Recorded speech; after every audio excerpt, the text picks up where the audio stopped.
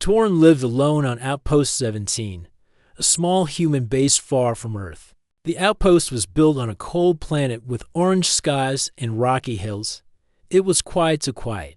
Only machines made noise here. The wind howled across the metal buildings, and the power lines hummed softly at night. Torn worked as a technician. He fixed machines, cleaned solar panels, and made sure the base stayed online. He didn't complain. He liked simple things. But after 2 years without seeing another human face, the silence started to feel heavy. He talked to himself sometimes. He played old music. He even tried teaching himself how to draw. But the pictures never looked right. Most days, he just sat with a warm drink, staring at the empty hills. Once every few months, a cargo ship came to deliver supplies. It stayed only for 1 hour. The last time it came, Torn made a strange decision. On the docking platform, between crates of food and fuel, was a vendor's stall. A man in a bright red jacket stood next to a small cage. Inside the cage was a young humanoid female. She had pale silver skin, dark hair, and calm green eyes. She was quiet and sat still like a statue. The vendor smiled, looking for a companion. She doesn't talk much unless you speak first. Loyal, gentle, and smart. She'll never leave your side. Torn frowned. She's not human, no, sir. She's from a moon colony. Not dangerous. Trained for peace. Doesn't eat much. Learns fast. Doesn't argue, either. Torn didn't like the way the man talked. But when he looked at the quiet figure inside the cage, he felt something strange. Not pity, not fear, just curiosity. He asked, "Does she have a name?" The vendor shrugged. "They don't come with names. You can give her one." Torn stared into her eyes. She didn't look away. She blinked slowly, as if waiting. Without thinking too much, Torn said, "I'll take her." The vendor smiled wide. "Good choice, friend." Torn didn't know why he did it. He told himself it was just for company. He wasn't looking for anything more. He had no one to talk to, and even silence shared with someone was better than silence alone. Back at the outpost, Torn gave her a warm room next to his own. He showed her the kitchen, the garden room, and the workshop. She followed him quietly, observing everything with wide, calm eyes. "You need a name," he said the next morning while making tea. "I'll call you Nara. That sound okay?" She looked at him and gave a small nod. "Yes, Nara." It was the first time she had spoken. Her voice was soft but clear. Torn felt a little smile tug at his lips. "All right then, Nara. Welcome." Days passed. Nara moved like a shadow. She walked lightly, barely making sound. She watched how Torn worked, how he fixed machines, how he made meals, how he talked to himself when something broke. Slowly, she started helping. She handed him tools without being asked. She cleaned the control panels. She even rearranged the food shelves by size and date. "You don't have to do all that," Torn said once. "I want to." Nara replied simply. He tried to treat her with respect. He didn't give her orders. He didn't expect her to serve him. He saw her as different. Not a machine, not quite human, but something else. They started eating meals together. Quiet at first, then with small talk. "Why did you come here alone?" she asked one evening. "I wanted peace," Torn answered. "Earth was too loud, too fast.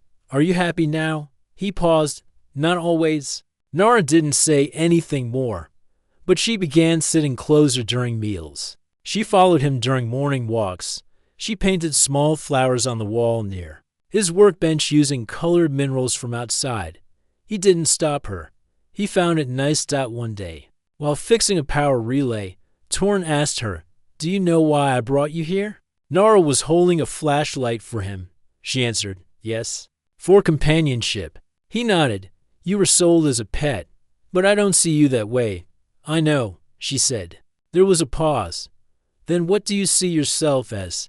he asked. She looked at him carefully. Her eyes were steady, serious. "I am your wife." Torn nearly dropped his tool. "What? I am your wife," she repeated. "That is the word humans use. A partner who stays. One who shares life, Torn blinked. That's not how this works. Nora tilted her head. Did I misunderstand? He sat down, feeling confused. You're not supposed to say things like that. You're not. I mean, we're not married. She looked down for a moment, then looked back at him. You did not ask me to be a servant, she said. You treat me with care. You speak to me. You sit beside me. I read many human books. The word for this is wife. Torn didn't know what to say. He felt his face grow warm. Nora added softly, if I'm wrong, I can choose another word. No, Torn said quickly. You're not wrong. Just surprise me, that's all. Nora gave a small nod, then stood and returned to her painting. Torn sat there a while longer, staring at the tools in his hand. He wasn't sure what just happened, but he felt something shift inside him for the first time in a long while. He didn't feel alone. The morning after Nora called herself Torn's wife, things felt different. Not bad, just strange. Torn moved through his usual tasks, but he kept thinking about her words. He had bought a companion. That was all. He never expected her to speak like that. She wasn't a machine, but he also didn't know what she really was. Could someone just decide they were your wife? Was it that simple?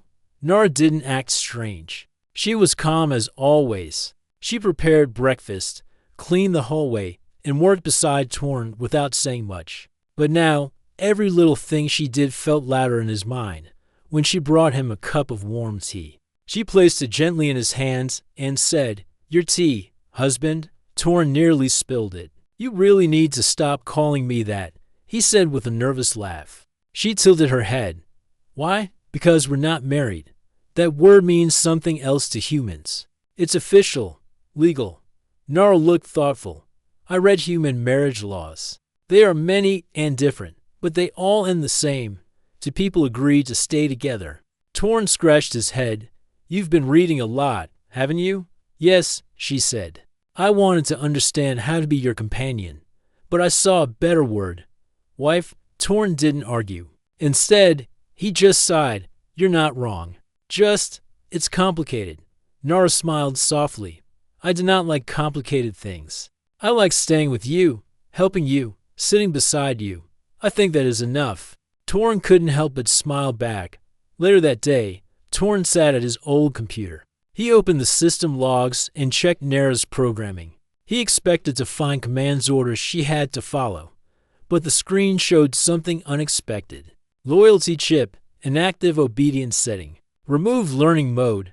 Fully open wasn't being controlled. She wasn't following rules.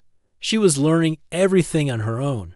Torn leaned back, surprised. She's not a pet, he said to himself. She's free. He remembered what the vendor said, train for peace, loyal forever. But he never mentioned the truth. Nora wasn't loyal because of programming. She had chosen to stay. That evening, Torn found her in the greenhouse room. The plants were growing slowly under artificial lights. Nora was trimming the dry leaves with care. She turned as he entered. Why do you stay here? He asked. She looked at him quietly for a moment, then said, Because you do. He walked closer. You're not trapped. You're not following orders. You can leave if you want. I know, she said softly, but you still think you're my wife. She nodded. Torn sat on a bench nearby. I used to know someone, he said, before this place, before I came here. Nora stayed quiet, listening. She was kind, strong. We talked about getting married, but I chose space. I thought I needed silence more than love. Do you miss her? Nora asked. Torn gave a slow nod. Sometimes, but mostly, I just miss being known by someone. You're known. Nora said, By me. He looked at her, eyes searching. Why me, Nora? Why did you choose me? She thought for a long moment before answering. You looked lonely, but you were still kind. You gave me a name. You made tea for two. That is why. Over the next few days, something changed between them. It was not romance, not yet, but it was something close. Torn and Nora spent more time talking. She asked him about Earth, what oceans looked like, what snow felt like. He told her stories of his childhood, his first job, and the time he got lost in a city and followed a cat back home. In return, Nara told him about her dreams, strange dreams filled with light and voices. She described them as memories she never lived. I see ships flying, voices calling me by a name I don't know. She said, "Do you think you were someone else before the vendor got you?" Torn asked. "I don't know," she replied, "but sometimes I feel like I forgot something important." That thought stayed with Torn. Maybe Nara wasn't just a lost creature. Maybe she was something bigger, someone stolen from another life. One quiet night, as they sat by the heating unit watching the wind blow dust outside, Nara said something unexpected. "If you want, I will stop saying I am your wife." Torn looked over. "Why?" "Because it bothers you." He shook his head. "It doesn't bother me. Just surprises me." She waited. He sighed. "Maybe you're not wrong. I just didn't expect someone like you to want something like that." She nodded once. "Then I will say it again. I am your wife." Torn didn't stop her. A few days later, Torn received a message from Central Command. It had been months since he heard from them. The message was short and cold. "Transfer request denied. Outpost remains under your care. No further updates scheduled." He read it 3 times. No relief was coming. No other person. No exit. He was still alone on the edge of the galaxy. He closed the message without replying. That night, he sat in the garden room, staring at the plants. Nara entered quietly and sat beside him. She didn't ask questions. She just placed her hand gently near his, not touching, but close. After a while, he said, "They're not sending anyone. Not now. Not ever." Nara looked at the small sprout growing in front of them. "Then this is our world now?" Torn gave a soft laugh. "You really believe this is your place?" She looked at him. "I don't need a place. I just need a person." For the first time, Torn didn't feel like correcting her. He just nodded. The days passed slowly on Outpost 17, but they no longer felt empty. Torn still followed his usual routine, checking water lines, fixing broken panels, and updating system logs. But now, Nara was always beside him. She learned fast. At first, she only watched. Then she began to help. She remembered which tool he liked for which job. She understood how to read the warning lights on the machines. She even taught herself how to use the welding torch, though Torn stayed close just in case. "I don't want you getting hurt," he said once. "I'm careful," she replied, her eyes steady. He believed her. She was always careful. Nara had also begun painting, not on paper but on the walls of the outpost. At first, Torn didn't notice. But one day, walking down the long metal hallway, he saw a small image near the door. A blue sky, a tree with long branches, and 2 small figures sitting under it. He touched the wall. The paint was dry, soft to the touch. "Nara did this?" he asked. She appeared behind him. "Yes, I read about places with trees.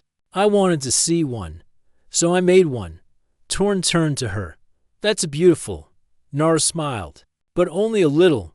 Thank you." From that day, more pictures began to appear. Some showed stars and moons. Others showed people, simple shapes, holding hands, sharing food, smiling. The outpost no longer felt like a metal prison. It felt like a home. One morning, Torn sat down with his old datapad. He wanted to understand Nara better. He searched the files again, looking through her purchase data, system logs, and records. He hoped to learn more about her past. Then he found something strange. According to the logs, her memory files had been wiped 2 years ago, but not completely. Some parts were left locked, marked as private memory sectors. Torn didn't know what that meant. Most companion units had open memory systems. This was different. He tapped the screen, tried to open the files, but they were protected. Someone didn't want anyone to see who she used to be. He whispered. Nara walked in quietly. She saw the screen. "You found something?" Torn looked up. "Your files. They're locked.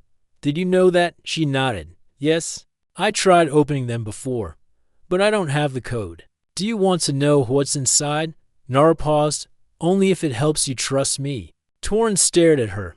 "I already trust you." She smiled again. "Then maybe it doesn't matter." But Torn wasn't sure.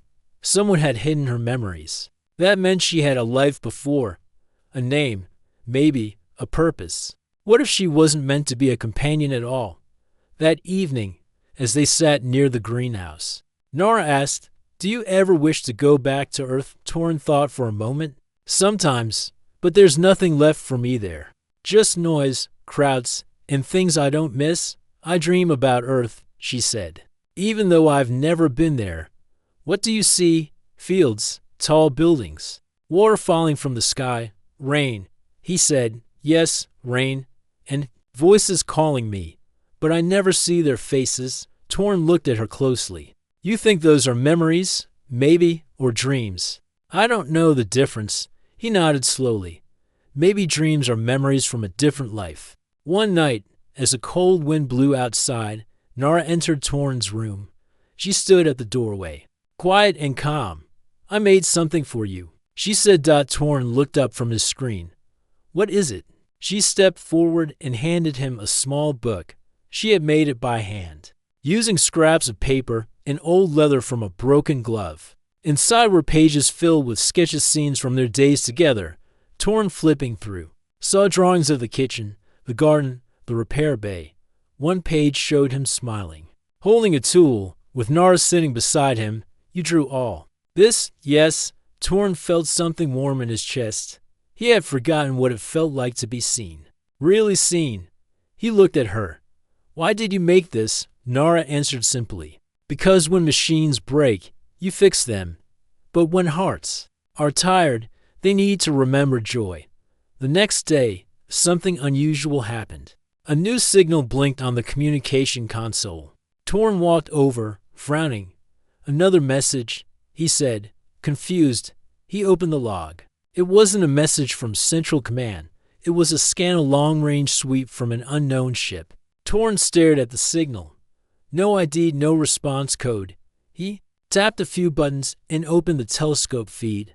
Far in the sky, just above the orange clouds, a dark shape hovered in orbit, silent. Watching. Nora stood beside him. Her face went still. "I know that shape," she whispered. Torn looked at her. "What is it?" She shook her head slowly. "I don't know, but I feel afraid." Torn locked the signal and shut the channel. "You're safe here," he said. "Whatever that ship is, it's not coming inside." Nora didn't answer. Her eyes stayed on the sky. That night, Nora stayed close. Torn noticed she didn't go to her own room. She sat near the heating unit, quiet but alert. He offered her a blanket. "I don't feel cold," she said. "But thank you." He sat down beside her. "If that ship comes back, we'll handle it together." She nodded. Then, after a long silence, she said, "I don't want to lose this." Torn looked at her. "You won't." "I don't mean the station," she said softly. "I mean this feeling, being beside you." Torn reached out and took her hand, not out of duty or kindness, but because he wanted to. Her hand was warm. "We'll protect this," he said. Nora closed her eyes. "Then I will protect you." The next morning, the sky over Outpost 17 changed. The orange clouds above looked darker, and a low sound echoed across the hills.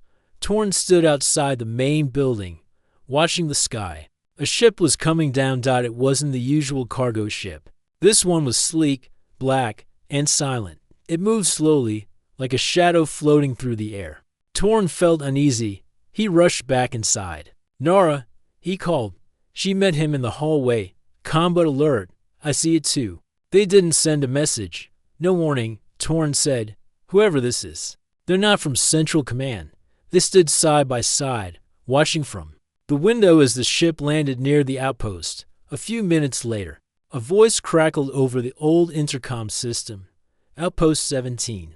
This is Captain Rell of the survey ship Falcon's Wing, requesting entry for inspection." Torn frowned. "Inspection? That's never happened before." Nora didn't move. Her eyes stared at the screen. When the captain's voice spoke, her body stiffened. "I know that voice," she said softly. "You've met her before." "No. But my mind reacts, like a memory trying to return." Torn hesitated, then pressed the reply button. "Permission granted, Captain Rell." Doors open. The main door hissed open. A tall woman in a dark uniform stepped inside. Her hair was tied back neatly, and a scanner hung from her belt. She smiled at Torn as if they were old friends. "Technician Torn, I assume," she said. "Yes, welcome. I wasn't told to expect anyone." She looked around the hallway. "This outpost hasn't been inspected in over 2 years. Central Command wants to make sure everything is safe." Torn nodded slowly. "Everything works fine, Rels." Eyes moved past him. They landed on Nara, who stood quietly near the door. Rel raised an eyebrow. "You have a companion unit." Torn stepped slightly in front of Nara. "Her name is Nara." The captain walked forward. "May I scan her?" Torn frowned. "Why? It's standard," she said. "Just to confirm she's safe." "She is safe," Torn said. "She doesn't need scanning." Rel gave a small smile. "Of course, just routine." But Torn could see the scanner in her hand, half raised. She wasn't asking, she was ready. Before he could speak again, Nara said, "I will wait in the garden." She walked away without looking back. Captain Rel followed Torn through the station. She asked too many questions. What was Nara's model number? Where did he buy her? Did she follow all orders? Did she speak without being spoken to? Torn kept his answers short. Finally, they stopped in the control room. Rel looked at the screen showing the station's systems. "I see your companion is very involved in your tasks." "She's a partner," Torn said calmly. Rel raised an eyebrow. "Interesting word choice." Torn folded his arms. "You didn't come here for an inspection, did you?" Rel turned slowly. "You're smarter than most outpost workers. Who are you really working for?" Rel didn't answer right away. Then she said, "Some of us watch for signs, changes in behavior, illegal programming. Companion units are supposed to serve quietly, not act like people. She is a person," Torn said firmly. Rel stepped closer. "Be careful, technician. Sometimes these units form attachments. Sometimes they pretend to love, but deep inside, they are just machines. Don't forget that." Torn looked at her, eyes cold. "I know who she is better than you ever will." That night, Nara didn't sleep. She sat by the window, staring at the dark shape of Rel's ship. "She is not just an inspector," Nara said. "I know," Torn replied. "I remember her badge. I've seen it before. A symbol from my dreams." Torn sat beside her. "You said your memories were hidden." "Yes, but her presence makes something inside me wake up." "What kind of symbol was it?" Nara drew it with her finger on the table, a circle with a line through it. "A mark of some kind." Torn searched through his files, old records from space travel logs. After an hour, he found it. "That symbol belongs to the Hunters," he said quietly. "Hunters? They were a group not official, not legal. They captured non-human life forms during the early days of expansion. Many were taken and sold as property." Nara's voice became soft. "Then I was not born in a lab." Torn nodded. "You were taken." She looked at him, eyes deep with thought. "Then I did not belong to the vendor." "No," Torn said, "and you don't belong to me either." Nara smiled. "But I still choose to stay." The next morning, Rel stood at the door with her scanner again. "I'd like to take your companion for a full scan." She said, "No." Torn replied without hesitation. Rel narrowed her eyes. "That wasn't a request." Torn stood firm. "She doesn't go anywhere unless she agrees." Nara stepped forward. Her voice was calm but strong. "I do not agree." Captain Rel stared at her for a long time, then gave a short nod. "I'll return later," she said. "Think carefully before you refuse again." She walked away, leaving silence behind. As soon as the door closed, Torn turned to Nara. "We can't trust her. She wants you gone." "She won't stop," Nara said. "I can feel it. Then we'll hide you, at least until her ship leaves." Nara didn't argue. She followed him to the back of the outpost, where the old maintenance shafts ran behind the walls. She crawled inside, taking only a small lamp and a data pad. Torn looked at her. "You'll be safe in here. She won't find you." Before he closed the hatch, Nara placed a hand on his. "Thank you," she said. Torn nodded. "I'll protect you, no matter what." That evening, Torn stood alone at the window, watching the stars. The sky felt colder now. The black ship, above them didn't move. It just waited. Inside the walls, Nara sat quietly, studying old files and maps. But her mind was somewhere else. She whispered to herself, "They took my past, but they can't take my choice." And outside, the wind blew softly across the lonely hills, while danger hovered just above. Torn sat in the control room, staring at the blinking light on the screen. The strange ship still hovered above Outpost 17. It had not moved, not spoken, not left. It was just waiting. He knew what that meant. Captain Rel had not given up. Behind the wall, in the narrow space of the maintenance shaft, Nara sat in silence. The light of her small lamp flickered as she worked on the old datapad Torn had given her. She had spent the last day reading files, everything about early space colonies, human explorers, and forgotten alien races. Her eyes stopped on one old record. It described a peaceful race from a moon called Zera. They were tall, calm, and deeply connected to emotions and learning.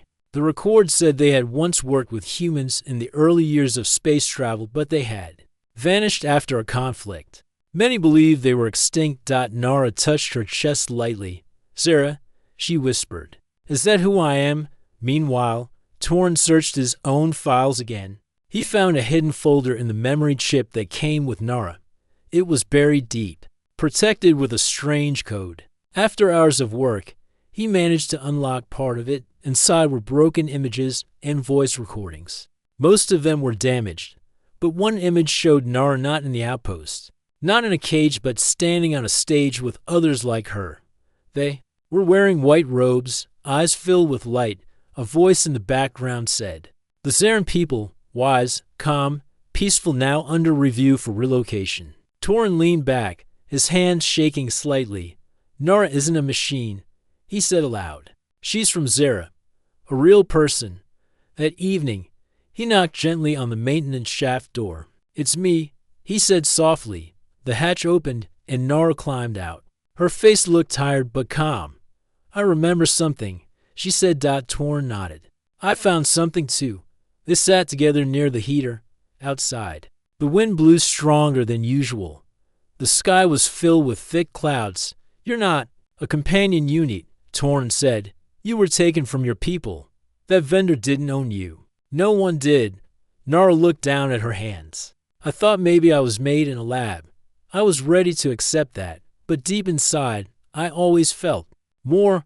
You are more," Torn said. "You're alive. You think. You feel. That's not programming." Nara gave a small smile. "Thank you for believing that." Torn looked at her carefully. "When you said you were my wife, did you mean it?" "Yes," she replied without pause. "Not because someone told me to. I chose that word because I chose you." Torn felt something warm in his chest. "Then maybe I should start treating you the way you deserve." The next morning, they made a plan. They knew Captain Rel would return. She would try again to take Nara. But now they had proof records from the memory chip, video logs, and system files. They could send everything to Earth. Maybe someone would listen. Torn prepared a message package. Nara helped him place all the information in order, showing she was not a machine, but a living member of the Zaran race. Torn attached a request for legal review and protection. Once everything was ready, Torn pressed the send button. The signal was weak. Outpost 17 was far from Earth. It would take time. But now, the truth was out. "We've done what we could," he said. Nara nodded. "Now we wait." Captain Rel came back later that day. She entered the outpost with two assistants in black uniforms. Their boots echoed through the hallway. "You refuse to follow orders," Rel said. "Now, I will take her by force." Torn stood in the center of the room. "I've sent your face and badge to Central Law. They have everything, your symbol, your ship, your actions." Rel's eyes narrowed. "You think they care about one lost alien?" "I think they care about truth," Torn said. "And you're afraid of that." Nara stepped out from the hallway. She didn't hide anymore. She stood beside Torn, tall and calm. "I'm not afraid of you," she told Rel. "You stole my past, but you will not steal my future." Rel looked at them both. Her face showed no anger, but also no emotion. She simply turned and walked away. This isn't over, she said. But she didn't take Nara. She didn't scan her. She didn't even speak again. She left, and the ship lifted into the sky. That night, Torn and Nara sat under the stars. The sky was clear for the first time in days. Do you think she'll come back? Nara asked. Torn looked at the stars. Maybe.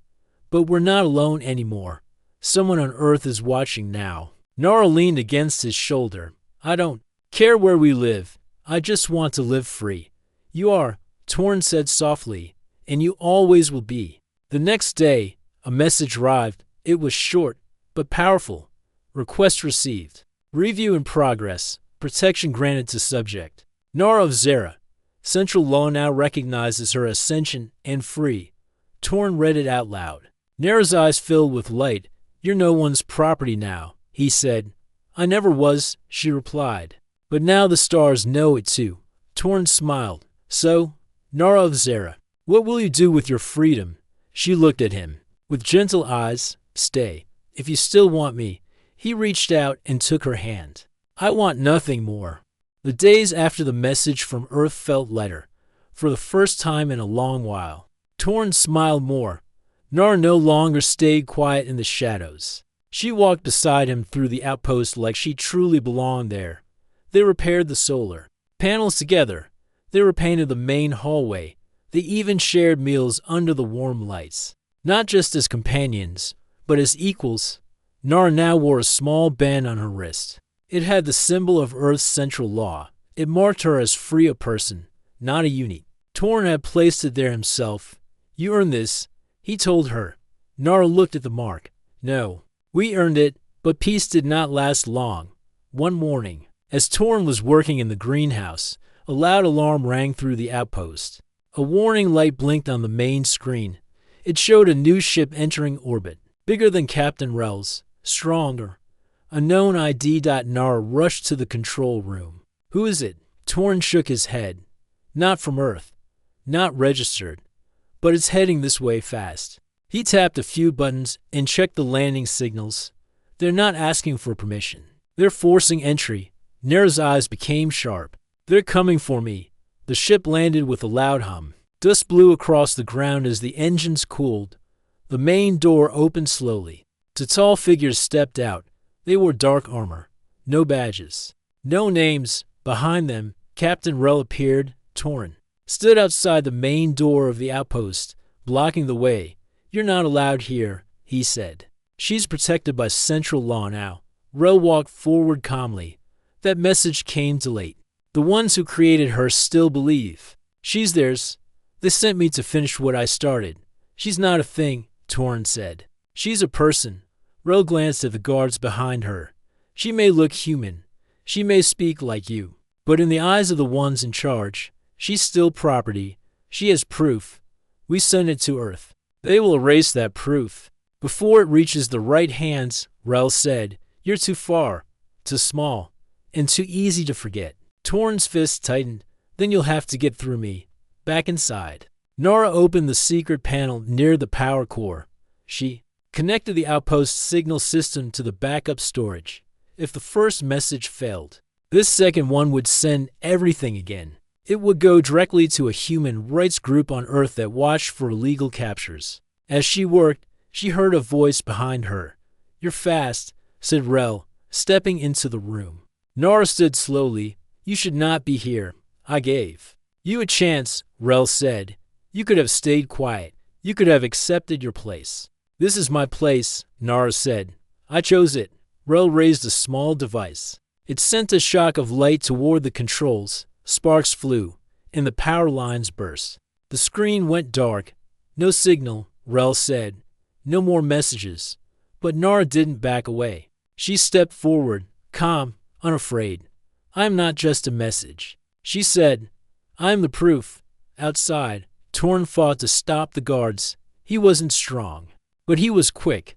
He pulled open a pipe and sprayed steam into their helmets. One guard fell. The other swung wildly, but Torn dodged and hit a control panel that locked the main gate. He ran inside, heart pounding. Nara, she met him halfway down the hallway. She destroyed the system, Nara said.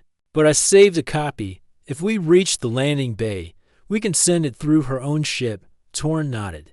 Then let's go. Together, they ran through the narrow halls in the landing bay. Rel stood near her ship, waiting. I knew you'd come here. She said, You can't stop the truth. Torn said, I can. Rel replied. Because no one is listening to you. Suddenly, the backup system turned on. Nara had connected the chip to the ship's emergency signal. A light blinked. The message began to upload. You were saying, Nara asked, eyes steady. Rel rushed forward, but Torn blocked her path. Let her go, he said. You've done enough. Rel paused. For the first time, she looked uncertain. You're just a technician, she said. Why fight for her? Torn stepped closer. Because she chose me, and I choose her. The signal sent. Complete. The ship's system confirmed it. Rel backed away. This won't stop them. Others will come. Then we'll be ready, Torn said. She looked at Nara one last time. You could have been safe. I'm safe, Nara replied. Because I'm no longer hiding. Without another word, Rel turned and entered her ship.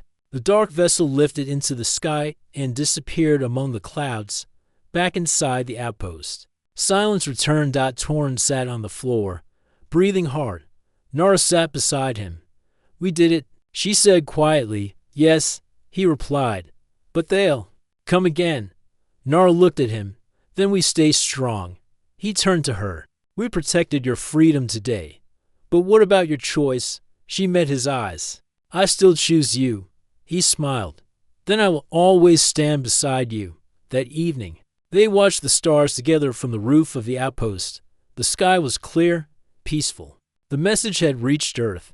The copy had reached the Truth Keepers. Nara's story was no longer hidden. It was out there, shining like a signal across space. Torn leaned close. You were never my pet. I know, Nara said. But I will always be your partner. He took her hand gently. Wife still okay? She smiled. It's the only word I like. The next few days at the outpost were quiet. Calm wind passed through the empty valleys outside. The sky was blue during the day, and at night, thousands of stars blinked like old friends watching from afar. Torn stood on the rooftop again, holding a small tool in one hand. He was fixing the antenna, even though the signal worked fine now. Nara climbed up behind him. You don't need to fix it again, she said softly. Torn smiled without turning. I know, but it gives me something to do. She walked to his side and looked out at the view. Do you miss Earth? Torn lowered the tool and sat down. Sometimes, but when I look around, I feel like this is home now. Not because of the walls or the machines, because you're here. Nara sat beside him. I never thought I would find someone who saw me as more than a creation. He turned toward her. You're more than that. You always were. 3 weeks later, a message arrived from Earth. It came directly to Torn's console with a seal from Central Human Rights Command. He and Nara opened it together. To Torn and Nara. Your message was received and confirmed. The files you provided were clear, complete, and true. Nara is no longer marked as property. She is recognized as a legal citizen with full rights. A team will arrive in 30 days to register the change across all systems and remove her data from the non-person list. Your courage helped others like her. Thank you, Central Law Office. Earth. Nara read the message twice. Torn looked at her. You're free. Fully. Nara placed her hand over her heart. Then let's help others now. They spent the next weeks building something new. Not just a signal station. Not just a home, but a safe place. A refuge for others like Nara. Not just machines or programs, but living beings made in labs or by tech. And then treated like tools. They rewired the outpost systems. They added guest rooms. They sent a signal into deep space. Safe harbor open for all sentient beings seeking freedom. At first, there was silence, but one evening, a message came. It was from a planet far beyond their system. A soft voice, spoken in an unsure tone. Is it true? Is this really a place where we can choose who we are? Torn pressed the reply button. Yes, you are welcome here. The first guest arrived a few days later. She was tall, silver-skinned, and her voice sounded like music. She called herself Luma. She had escaped a mining station where beings like her were forced to work without names. When she saw Nara, she stepped forward and bowed. "You were the first," she said. Nara helped her stand. "I was just the first to speak loud enough. Now it's your turn." After Luma came more, a quiet boy who had wires in his arms but dreams in his eyes, a gardener bot that painted flowers on walls, a security drone who wanted to learn how to cook. Each of them had something that made them special. Each had a story no one had cared to hear before. Torin and Nara listened to everyone soon. The outpost was full of new life. They planted gardens, built new shelters, created a small library where stories were shared. And history was rewritten not by machines or governments, but by those who lived it. Nara started teaching. She taught language, rights, and choice. Torin taught how to fix machines, build circuits, and grow food from dry soil. They no longer worked alone. They had a team, a family. One evening, as the stars returned to the sky, Torin walked outside and looked up. Nara joined him. She placed a hand on his shoulder. "Do you think Earth will ever change?" she asked. He thought for a moment. It already started. "You changed it the day you spoke." She smiled. "Not just me. You listened." He looked into her eyes. "You taught me how." They stood silently under the sky. Then Nara asked, "Do you regret buying me?" Torin shook his head. "I didn't buy a pet. I met my partner. I just didn't know it at the time." She gently leaned against him. "And now," he smiled, "now I know I'm the lucky one." 1 year passed. The refuge became known across 3 systems. Others followed their example. New stations were built. Safe harbors multiplied. Some people on Earth tried to stop the movement. But too many voices were rising now. Too many stories were known. And once truth spreads, it cannot be forgotten. One final message arrived from Earth. It was a request, not an order. "Torin and Nara, would you return to Earth to speak at the World Council? We want the world to hear your story. We want others to learn from you. You are heroes too many." Earth Unity Council. Torin read the message and looked at Nara. She raised an eyebrow. "A hero?" He laughed. "Maybe just a loud technician." She laughed too. "Then I'm just a stubborn machine." But together, she took his hand. Together, we're something more. They didn't answer the message right away. They stood together under the stars once again. This time, not alone. Children played. In the distance, lights danced in the air. Laughter echoed in the wind. Nara looked up and whispered, "No matter what they call us, we will always be free." Torin nodded, "And the stars will remember."